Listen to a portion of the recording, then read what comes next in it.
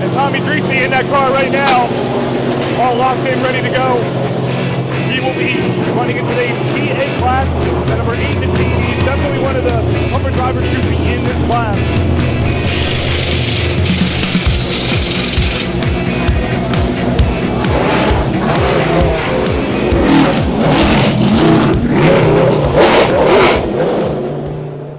And this is actually the only race weekend on Memorial Day that goes in the Monday. And today, not only they have International GT and Trans Am, they also got a classic race coming up too. But we're going to stay focused here. We got another Camaro here. We got top liner.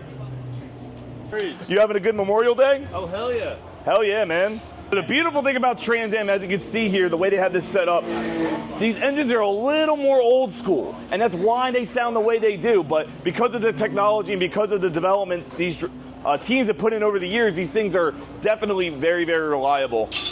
Is anyone here knows about tires? A good one, Timmy. All of us. All right, we are here in the tire tent at the Trans Am race. One special thing about Trans Am is that they use Pirelli tires. And one really cool thing about that is that the other series that uses Pirelli tires is Formula One. So, what are the compounds this weekend, and what do you think is the best for the race coming up? Pirelli uses, or Trans Am uses just the same compound at every race. It's hard, and it's just to even up the field. Right, so it's not like they can take a soft tire. No, and everyone runs the same tires, same compound at every track. Now, is there a wet tire? Yes, there is, and that's a little bit softer. Is it more intermediate, or is it more like a wet? It's a full wet. It's a full wet? Yes. So it's basically you're kind of going full slick or full wet here? Yes. Now, last question, tell me the tread of the tire and what makes it special for Trans Am. The tread, it's the same as any other Pirelli slick. Yeah. So, so it's not like they modify it for Trans Am, right? They're just the straight Pirelli slicks. Yes, yeah. I mean, the tires were created for Trans Am, but I think they use the same compound as they do on all the 18-inch tires for the GT cars and everything. How many sets per? So how many sets do they get in a weekend? It can range 2 to 3 sets usually per team, per car. Yeah, so once they get the 3 sets, they kind of just have to kind of backtrack and use what they use the least at that point. Yeah, they whatever they qualify on, they have to race on. How's your weekend going so far? Great weekend for us. P1 for Chris, P2 for Matt to start the race. So there you go, running right up front. So I guess qualifying went well? Qualifying went good. Yesterday was a wash. We only got out twice out of 4 sessions because of the rain. Yeah. But we knew we had a pretty good setup, so we were looking forward to this morning. Sure. Now tell me about your team. What's your team and how'd you connect with Jim Weed? So Jim Weed is an energy drink for working out, and Chris is involved with Jim Weed with Pickett Racing, and that's how we got the Jim Weed delivery on our car. Now is that Pickett Racing, is that the same team that is related with Muscle Milk Pickett Racing from back in the ALMS days? Yeah. So you guys are putting some energy into this now? Yeah. Awesome. Yep.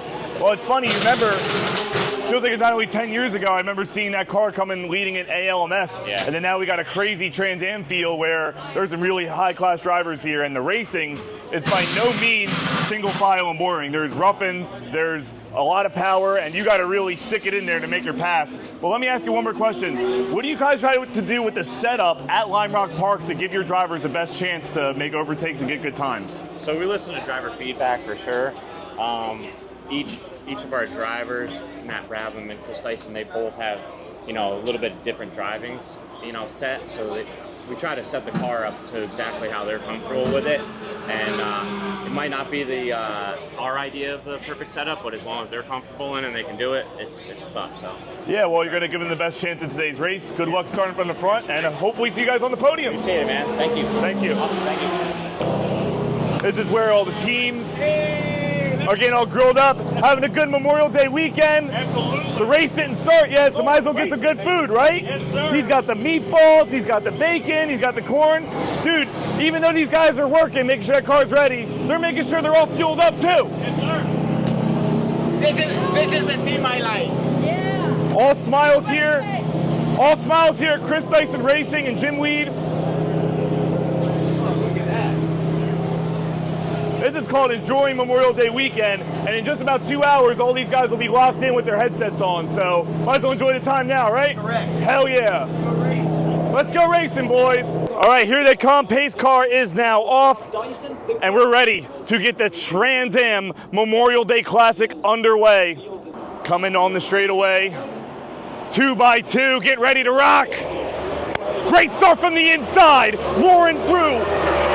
Great start from Paul Menard on the inside. Paul Menard already up to P2. Tommy Treacy already up to P3. It's a locking up going on in the back. And they're going to be starting to battle right now. I don't know if you can tell, but the tone of my voice has changed a little bit. Unfortunately, while Menard as well as Chris Dyson were battling for the lead here in the TA class, Chris Dyson was trying to get around the lap car, and it seems that he ended up getting sideswiped and crashing into the barrier on the Paul Newman straightaway. The car's beat. He's out of the race. However, definitely a tough break for Chris Dyson, but that's racing, folks. Did you see the stats? Chris Dyson, man, dude, they were battling, and they were just trying. Wait. The lap. Well, he should have waited, or if I were him, I would have even maybe let Paul by almost.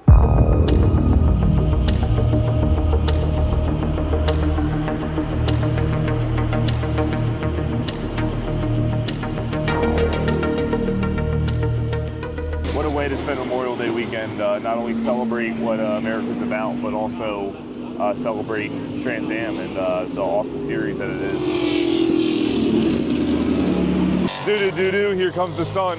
As you can't get a better place to be on Memorial Day.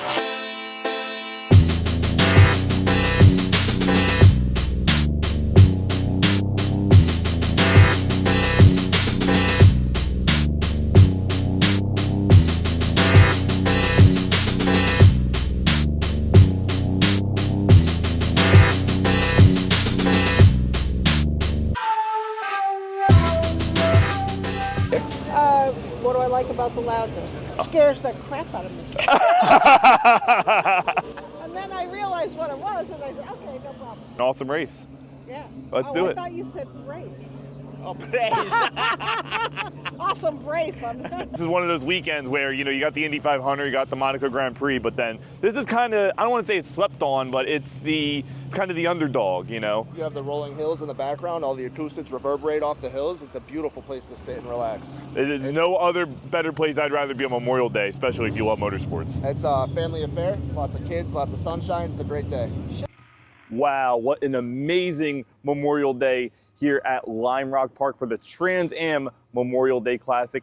It surely had a crown jewel atmosphere after what we like to call in America the biggest weekend in motorsports. And what a better place to spend it than Lime Rock Park. The races were incredible, incredible Trans Am race. Paul Menard was able to take the W. Shout out to Chris Dyson Racing for being so nice to us, all the teams being so nice to us today.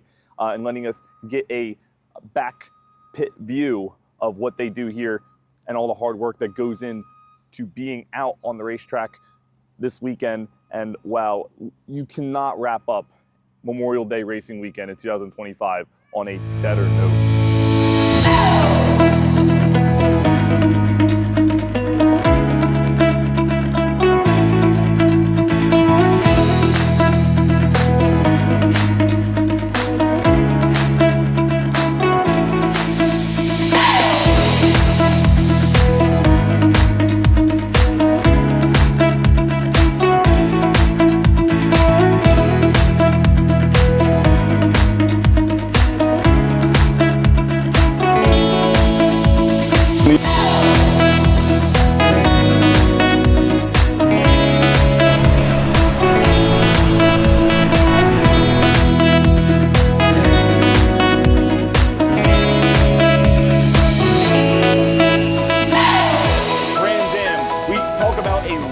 Racing series. A lot of